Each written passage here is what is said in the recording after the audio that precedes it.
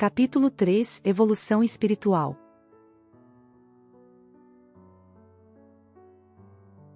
Sejam bem-vindos aos estudos de hoje, onde acompanharemos junto do livro A Construção da Mente os estudos sobre a evolução espiritual. A evolução espiritual, que é natural do ser, uma vez que somos criados perfectíveis, estamos todos sujeitos a evoluções e melhoras íntimas, dependendo apenas de nosso livre-arbítrio para atrasarmos ou adiantarmos este processo. Jesus, encarnado na Terra, não obrigou ninguém a segui-lo, não obrigou ninguém a servir e amar. Veio o Mestre, e por onde passou, deixou um caminho de luz, e aqueles que o seguem evoluem, transcendem os vícios e o ego humano, para alcançar algo maior, a moral, a caridade, a evolução espiritual e principalmente a paz em Jesus. Portanto, a evolução se dá, de ser para ser, de maneira única, cada um de nós, carregamos vivências, vícios, virtudes, dívidas e amigos benfeitores que nos amparam do plano extrafísico, porém, quando nos desviamos da boa rota, do bom plantio, escolhemos por vontade própria, escutar nossos vícios e aumentamos nossas dívidas. Públio Lentulus teve em sua época, há 2000 anos, a oportunidade de seguir Jesus, mas ouviu seu ego, seu orgulho e assim, atrasou sua evolução, enquanto Lívia Lentulus, sua esposa, abraçou os ensinos de Jesus, se tornou uma verdadeira cristã, e transcendeu para as esferas de luz, e assim nunca mais precisou reencarnar na Terra. Maria de Magdala, que evoluiu tanto em apenas uma encarnação, obsidiada por seus demônios e encantada por seus vícios, até que, conhece o Mestre Nazareno, abandona sua vida fútil e desgraçada, para caminhar em direção da luz, e devotou 30 anos de sua vida aos ancenianos, redimiu seus erros, transformou seus vícios em virtudes, e foi acolhida por Jesus. Portanto, com tantas histórias, ao longo do caminho de Jesus, podemos observar que a evolução é natural do ser, basta decidirmos quando vamos mudar. A obra que estudamos aborda, como já foi citado na introdução, o lado científico do espiritismo, as neurociências e a espiritualidade, portanto, estudaremos a evolução espiritual, analisando a ciência por trás deste tema. Vamos introduzir a temática com as seguintes perguntas do Livro dos Espíritos. 991. Qual a consequência do arrependimento no estado espiritual? Desejar o arrependido uma nova encarnação para se purificar. O espírito compreende as imperfeições que o privam de ser feliz e por isso aspira a uma nova existência em que possa expiar suas faltas. 992. Que consequência produz o arrependimento no estado corporal? Fazer que, já na vida atual, o espírito progrida, se tiver tempo de reparar suas faltas. Quando a consciência o exprobra e lhe mostra uma imperfeição, o homem pode sempre melhorar-se. 993. Não há homens que só têm o instinto do mal e são inacessíveis ao arrependimento? Já te disse que todo espírito tem que progredir incessantemente. Aquele que, nesta vida, só tem o instinto do mal, terá noutra o do bem e é para isso que renasce muitas vezes, pois preciso é que todos progridam e atinjam a meta. A diferença está somente em que uns gastam mais tempo do que outros, porque assim o querem. Aquele que só tem o instinto do bem, já se purificou, visto que talvez tenha tido o do mal em anterior existência. Dando início ao que o livro A Construção da Mente tem a nos ensinar. A doutrina espírita nos aponta um caminho que a ciência não podia ver, por faltar a chave da vida espiritual e da reencarnação. Existe, pois, um caminho para que o esforço evolutivo não se perca, o caminho espiritual. O esforço progressivo do espírito jamais se perde, permanecendo como patrimônio indelével dele mesmo. Ao desencarnar, o espírito leva consigo todo o seu patrimônio espiritual, arquivado no perispírito, ou, para ser mais específico, no corpo mental, como veremos adiante. Todas as conquistas permanecem em nível espiritual, desde a crisálida da consciência nos reinos inferiores até o espírito propriamente dito, na escala humana que prossegue a caminho da perfeição. No mundo espiritual, continuará sua escalada evolutiva sob a assistência dos benfeitores espirituais. A evolução ocorre em dois mundos, físico e espiritual. Ao renascer, plasmará no novo corpo essas conquistas, através do perispírito, que oferece moldes cada vez mais aperfeiçoados, como nos revela André Luiz, nesse domínio, o princípio inteligente, servindo-se da herança, e por intermédio das experiências infinitamente recapituladas, habilita-se à diferenciação nos flagelados, ascendendo progressivamente à diferenciação maior na escala animal, onde o corpo espiritual, a feição de protoforma humana, já oferece moldes mais complexos diante das reações do sistema nervoso, eleito para a sede dos instintos superiores, com a faculdade de arquivar reflexos condicionados. Evolução em Dois Mundos, Espírito André Luiz, Francisco C. Xavier, capítulo 7.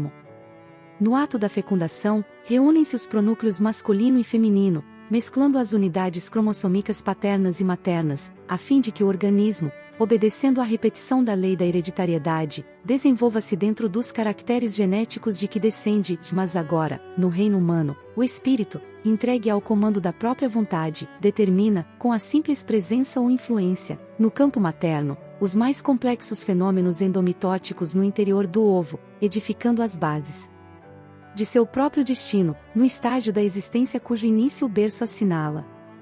Idem, capítulo 7. Comentário. Vimos no capítulo passado, as teorias da evolução, e que é considerado por muitos, que a evolução seja apenas um erro genético no DNA. Ora, se a inteligência divina, criou e continua criando e, tudo no universo tem um princípio inteligente, crer que Deus deixou para o acaso a evolução das espécies seria ignorância. A evolução espiritual e a evolução das espécies se entrelaçam, pois, quanto mais progride o ser, maior liberdade goza e mais desenvolvido passa a ser. E como Deus é justo e misericordioso, temos o véu do esquecimento quando reencarnamos, caso contrário, seria impossível obter-se redenção, e a vida passaria por um ciclo de ódio interminável. Porém, como esquecemos quem fomos e o que fizemos, temos a oportunidade de recomeçar e dessa vez, acertar. E tudo aquilo que fazemos, desde o mais pequeno pensamento ao mais alto ato, tudo tem consequências. Portanto, todo o bem que plantamos nesta encarnação, colhemos noutra. Um ser que faz mau uso da riqueza, vem a reencarnar pobre, e assim são as leis de ação e reação, no nosso entorno, no nosso corpo fluídico. Não seria diferente. Aquele que um dia cortou muitos membros com a espada, pode vir a reencarnar com lesões de nascença ou dores agudas, que não cuidadas se transformam em doenças, pois a consciência culposa exige conserto e melhora íntima. Da mesma forma que, aquele que dedicou seu tempo aos estudos do espírito, às artes de bem, à melhora íntima, também imprime em seu corpo fluídico estas características e assim, carrega nas suas próximas encarnações, os traços de sua evolução. Tudo o que temos ou não temos hoje, é reflexo daquilo que fizemos ou deixamos de fazer ontem. Portanto, o espírito, muitas vezes, como narra o espírito André Luiz, atua na formação genética de seu corpo, para obter o corpo que precisa nesta reencarnação. Voltando ao livro. O espírito André Luiz nos revela também a maneira como o plano extrafísico influencia, constantemente, o progresso dos seres encarnados.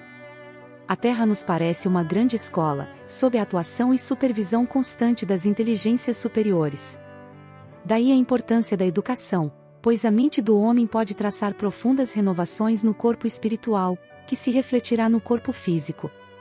É pelo fluido mental, com qualidades magnéticas de indução, que o progresso se faz notavelmente acelerado. Pela troca dos pensamentos de cultura e beleza, em dinâmica expansão, os grandes princípios da religião e da ciência, da virtude e da educação, da indústria e da arte descem das esferas sublimes e impressionam a mente do homem, traçando-lhe profunda renovação do corpo espiritual, a refletir-se no veículo físico que, gradativamente, acomoda-se a novos hábitos. Idem, capítulo 13. Ainda na obra Evolução em Dois Mundos, André Luiz relata como a mente elabora a formação de novo corpo carnal. Assimilando recursos orgânicos com o auxílio da célula feminina, fecundada e fundamentalmente marcada pelo gene paterno, a mente elabora, por si mesma, novo veículo fisiopsicossomático, atraindo para os seus moldes ocultos as células físicas a se reproduzirem por cariocinese, de conformidade com a orientação que lhes é imposta, isto é, refletindo as condições em que ela, a mente desencarnada, encontra-se. Plasma-se-lhe, desse modo, com a nova forma carnal, novo veículo ao espírito. Compreendemos assim que, além da herança paterna e materna e do molde perispiritual pré-existente, outros fatores interferem na nova constituição física do espírito reencarnante. Além da obra citada Evolução em Dois Mundos, sugerimos a leitura de Missionários da Luz, do mesmo autor, capítulo 13, que trata de um processo de reencarnação. Citamos apenas um pequeno trecho da obra. A forma física futura de nosso amigo Segismundo dependerá dos cromossomos paternos e maternos, adicione, porém, a esse fator primordial, a influência dos moldes mentais de Raquel, a mãe, a atuação do próprio interessado, o concurso dos espíritos construtores, que agirão como funcionários da natureza divina. Não ocorre, pois, um erro de divisão do DNA, nem existem mutações aleatórias. Deus não comete erros e o acaso não existe. Tudo está dentro das leis de causa e efeito. O que parece um erro de divisão do DNA advém do próprio espírito reencarnante que, através do perispírito, oferece moldes cada vez mais aperfeiçoados, imprimindo no novo corpo as suas conquistas, deixando-as impressas nas moléculas de DNA. A vida responde ao esforço próprio do espírito, que conserva todo o patrimônio conquistado. O menos apto não se extingue, mas vem a se tornar apto, aprendendo e evoluindo através das múltiplas reencarnações. A doutrina espírita amplia o conceito de evolução ao nível espiritual, reconhecendo o princípio inteligente além do corpo biológico, demonstrando que a evolução ocorre em dois mundos. Da mesma forma, a interação do indivíduo com o meio ocorre nos planos físico e espiritual. Podemos assim falar claramente em evolução fisiopsicossomática, corpo físico e corpo espiritual. O processo evolutivo, tendendo sempre a um estado superior, a um aperfeiçoamento gradual e constante, confirma as ideias de Aristóteles e Lamarck neste aspecto. Da mesma forma, iremos concluir que o DNA não é o fator determinante ou decisivo de forma absoluta, nem mesmo no aspecto físico ou biológico, pois o espírito, através da vibração mental, exerce tremenda influência no DNA e, por conseguinte, na produção de proteínas e, portanto, em todo o organismo, estando na origem ou causa da maioria das enfermidades. Desta forma, podemos concluir que nossa evolução moral impacta em futuras reencarnações, pelo que plasmamos em nosso perispírito, sejam deficiências mentais e físicas, ou genéticas saudáveis ao corpo. Reflitamos agora, para finalizar o vídeo, a filosofia por trás da evolução moral. As perguntas 918 e 919 do Livro dos Espíritos. Caracteres do homem de bem. 918. Por que indício se pode reconhecer em um homem o progresso real que lhe elevará o espírito na hierarquia espírita? O espírito prova sua elevação, quando todos os atos de sua vida corporal representam a prática da lei de Deus e quando antecipadamente compreende a vida espiritual. Verdadeiramente, homem de bem é o que pratica a lei de justiça, amor e caridade, na sua maior pureza. Se interrogar a própria consciência sobre os atos que praticou, perguntará se não transgrediu essa lei, se não fez o mal, se fez todo o bem que podia, se ninguém tem motivos para dele se queixar, enfim se fez aos outros o que desejara que lhe fizessem. Possuído do sentimento de caridade e de amor ao próximo, faz o bem pelo bem, sem contar com qualquer retribuição, e sacrifica seus interesses à justiça. É bondoso, humanitário e benevolente para com todos, porque vê irmãos em todos os homens, sem distinção de raças, nem de crenças. Se Deus lhe outorgou o poder e a riqueza, considera essas coisas como um depósito, de que lhe cumpre usar para o bem. Delas não se envaidece, por saber que Deus, que lhes deu, também lhes pode retirar. Se sob a sua dependência a ordem social colocou outros homens, trata-os com bondade e complacência, porque são seus iguais perante Deus. Usa da sua autoridade para lhes levantar o moral e não para os esmagar com o seu orgulho. É indulgente para com as fraquezas alheias, porque sabe que também precisa da indulgência dos outros e se lembra destas palavras do Cristo: atire a primeira pedra aquele que estiver sem pecado. Não é vingativo. A exemplo de Jesus, perdoa as ofensas, para só se lembrar dos benefícios, pois não ignora que, como houver perdoado, assim perdoado lhe será. Respeita, enfim, em seus semelhantes, todos os direitos que as leis da natureza lhes concedem, como quer que os mesmos direitos lhe sejam respeitados. Conhecimento de si mesmo. 919. Qual o meio prático mais eficaz que tem o homem de se melhorar nesta vida e de resistir à atração do mal? Um sábio da antiguidade vô-lo disse: conhece-te a ti mesmo. Conhecemos toda a sabedoria desta máxima, porém a dificuldade está precisamente em cada um conhecer-se a si mesmo. Qual o meio de consegui-lo? Fazei o que eu fazia, quando vivi na terra, ao fim do dia, interrogava minha consciência, passava revista ao que fizera e perguntava a mim mesmo se não faltara algum dever, se ninguém tivera motivo para de mim se queixar. Foi assim que cheguei a me conhecer e a ver o que em mim precisava de reforma. Aquele que, todas as noites, evocasse todas as ações que praticara durante o dia e inquirisse de si mesmo o bem ou mal que houvera feito, rogando a Deus e ao seu anjo de guarda que o esclarecessem, grande força adquiriria para se aperfeiçoar, porque, crede-me, Deus o assistiria.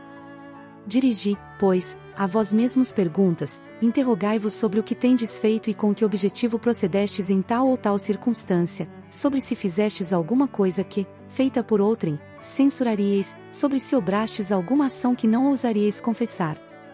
Perguntai ainda mais, se aprouvesse a Deus chamar-me neste momento, teria que temer o olhar de alguém, ao entrar de novo no mundo dos espíritos, onde nada pode ser ocultado? Examinai o que pudestes ter obrado contra Deus, depois contra o vosso próximo e, finalmente, contra vós mesmos. As respostas vos darão, ou o descanso para a vossa consciência, ou a indicação de um mal que precise ser curado. O conhecimento de si mesmo é, portanto, a chave do progresso individual. Mas, direis, como há de alguém julgar-se a si mesmo? Não está aí a ilusão do amor próprio para atenuar as faltas e torná-las desculpáveis? O avarento se considera apenas econômico e previdente, o orgulhoso julga que em si só há dignidade. Isto é muito real, mas tendes um meio de verificação que não pode iludir-vos. Quando estiverdes indecisos sobre o valor de uma de vossas ações, inquiri como a qualificaríeis, se praticada por outra pessoa. Se a censurais noutrem, não na podereis ter por legítima quando fordes o seu autor, pois que Deus não usa de duas medidas na aplicação de sua justiça. Procurai também saber o que dela pensam os vossos semelhantes e não desprezeis a opinião dos vossos inimigos, porquanto esses nenhum interesse têm em mascarar a verdade e Deus muitas vezes os coloca ao vosso lado como um espelho, a fim de que sejais advertidos com mais franqueza do que o faria um amigo. Perscrute, conseguintemente, a sua consciência aquele que se sinta possuído do desejo sério de melhorar-se, a fim de extirpar de si os maus pendores, como do seu jardim arranca as ervas daninhas, dê balanço no seu dia moral para, a exemplo do comerciante, avaliar suas perdas e seus lucros e eu vos asseguro que a conta deste será mais avultada que a daquelas. Se puder dizer que foi bom o seu dia, poderá dormir em paz e aguardar sem receio o despertar na outra vida. Formulai, pois, de vós para convosco, questões nítidas e precisas e não temais multiplicá-las. Justo é que se gastem alguns minutos para conquistar uma felicidade eterna. Não trabalhais todos os dias com o fito de juntar haveres que vos garantam repouso na velhice? Não constitui esse repouso o objeto de todos os vossos desejos, o fim que vos faz suportar fadigas e privações temporárias? Pois bem, que é esse descanso de alguns dias, turbado sempre pelas enfermidades do corpo, em comparação com o que espera o homem de bem? Não valerá este outro a pena de alguns esforços? Sei haver muitos que dizem ser positivo o presente e incerto o futuro. Ora, esta é exatamente a ideia que estamos encarregados de eliminar do vosso íntimo, visto desejarmos fazer que compreendais esse futuro, de modo a não restar nenhuma dúvida em vossa alma. Por isso foi que primeiro chamamos a vossa atenção por meio de fenômenos capazes de ferir-vos os sentidos e que agora vos damos instruções, que cada um de vós se acha encarregado de espalhar. Com este objetivo é que ditamos o Livro dos Espíritos. Santo Agostinho. Muitas faltas que cometemos nos passam despercebidas. Se, efetivamente, seguindo o conselho de Santo Agostinho, interrogássemos mais a miúde a nossa consciência, veríamos quantas vezes falimos sem que o suspeitemos, unicamente por não perscrutarmos a natureza e o móvel dos nossos atos.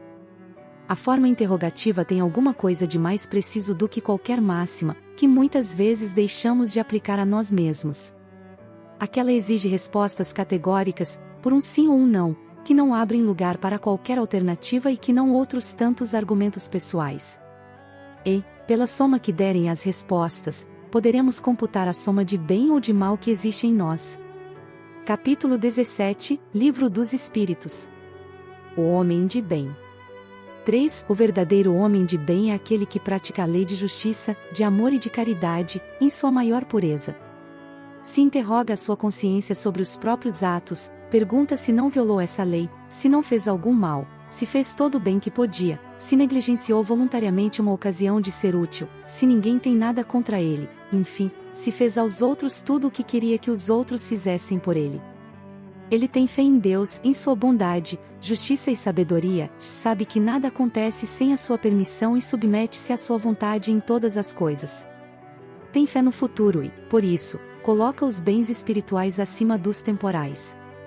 Sabe que todas as vicissitudes da vida, todas as dores, decepções, são provas ou expiações, e as aceita sem lamentações. O homem possuidor do sentimento de caridade e amor ao próximo faz o bem pelo bem, toma a defesa do fraco contra o forte e sacrifica sempre o seu interesse e a justiça. Encontra sua satisfação nos benefícios que distribuiu, nos serviços que presta, na felicidade que promove, nas lágrimas que faz secar, no consolo que dá aos aflitos. Seu primeiro impulso é pensar nos outros, antes que em si mesmo, de buscar o interesse dos outros antes dos seus. O egoísta, ao contrário, calcula os benefícios e as perdas de cada ação generosa. O homem de bem é bom, humano e benevolente para com todos, sem distinção de raças e crenças, pois vê todos os homens como irmãos. Respeita nos outros todas as convicções sinceras, e não lança o anátema aos que não pensam como ele. Em todas as circunstâncias, a caridade é o seu guia. Considera que aquele que prejudica os outros com palavras maldosas, que fere a sensibilidade alheia com seu orgulho e desdém, que não recua a ideia de causar um sofrimento, uma contrariedade, por menor que seja, quando a pode evitar, falta com o dever de amor ao próximo e não merece a clemência do Senhor. Não tem ódio, nem rancor, nem desejos de vingança. A exemplo de Jesus, perdoa e esquece as ofensas, e não se lembra dos benefícios, pois sabe que será perdoado, assim como houver perdoado. É indulgente para com as fraquezas alheias, pois sabe que ele mesmo precisa de indulgência, e se recorda dessas palavras do Cristo, que aquele que estiver sem pecado atire a primeira pedra. Não se comprais em buscar os defeitos dos outros nem em colocá-los em evidência. Se a necessidade obriga a isso, busca sempre o bem que pode atenuar o mal, estuda as suas próprias imperfeições e trabalha sem cessar para combatê-las. Todos os seus esforços tendem para que possa dizer, amanhã, que há nele algo de melhor do que na véspera. Não procura destacar nem as suas qualidades, nem os seus talentos, às expensas dos outros. Aproveita, ao contrário, todas as ocasiões para ressaltar as vantagens dos outros. Não se envaidece com a sua sorte, nem com as vantagens pessoais, pois sabe que tudo o que lhe foi dado pode lhe ser tirado. Usa, mas não abusa dos bens que lhe são confiados, pois sabe que é um depositário desses bens dos quais deverá prestar contas, e que o emprego mais prejudicial para si mesmo, que poderá dar-lhes, é pô-los ao serviço da satisfação de suas paixões. Se a ordem social colocou alguns homens sob a sua dependência, trata-os com bondade e benevolência, pois são seus semelhantes diante de Deus. Ele usa de sua autoridade para erguer-lhes o moral, e não para lhes ferir com o seu orgulho, e evitar tudo o que poderia tornar mais penosa a posição subalterna. O subordinado, por sua vez, compreende os deveres de sua posição e tem escrúpulos em realizá-los conscienciosamente. Ver capítulo 17, no 9, o homem de bem, enfim, respeita nos seus semelhantes todos os direitos que lhes são assegurados pelas leis da natureza, como gostaria que respeitassem os seus. Essas não são todas as qualidades que distinguem o homem de bem, mas quem quer que se esforce para possuí-las está no caminho que conduz a todas as outras. E por fim, do livro O Consolador, as perguntas 35 a 39, tratando da temática da genética. 35. A genética está submetida a leis puramente materiais? As leis da genética encontram-se presididas por numerosos agentes psíquicos que a ciência da Terra está longe de formular, dentro dos seus postulados materialistas. Esses agentes psíquicos, muitas vezes, são movimentados pelos mensageiros do plano espiritual, que encarregados dessa ou daquela missão junto às correntes da profunda fonte da vida. Eis porque, aos geneticistas, comumente se deparam incógnitas inesperadas, que deslocam o centro de suas anteriores ilações. 36. Pode a genética estatuir medidas que melhorem o homem? Fisicamente falando, a própria natureza do orbe vem melhorando o homem, continuadamente, nos seus processos de seleção natural. Nesse sentido, a genética só poderá agir copiando a própria natureza material. Se essa ciência, contudo, investigar os fatores espirituais, aderindo aos elevados princípios que objetivaram a iluminação das almas humanas, então poderá criar um vasto serviço de melhoramento e regeneração do homem espiritual no mundo, mesmo porque, de outro modo, poderá ser uma notável mentora da Eugênia, uma grande escultora das formas celulares, mas estará sempre fria para o espírito humano, podendo transformar-se em títere abominável nas mãos impiedosas dos políticos racistas. 37. As combinações de genes, aconselhadas pela genética, podem imprimir no homem certas faculdades ou certas vocações? Alguns cientistas da atualidade proclamam essas possibilidades, esquecendo, porém, que a vocação ou faculdade é atributo da individualização espiritual, inacessível aos seus processos de observação. Os geneticistas podem realizar numerosas demonstrações nas células materiais, todavia, essas experiências não passarão dessa zona superficial, em se tratando das conquistas, das provações ou da posição evolutiva dos espíritos encarnados. 38. Se a genética está orientada por elementos psíquicos, como esclarecer as conclusões tão exatas do mendelismo? O mendelismo realizou experiências notáveis, porém, ainda encontra fenômenos inexplicáveis no processo de suas observações positivas.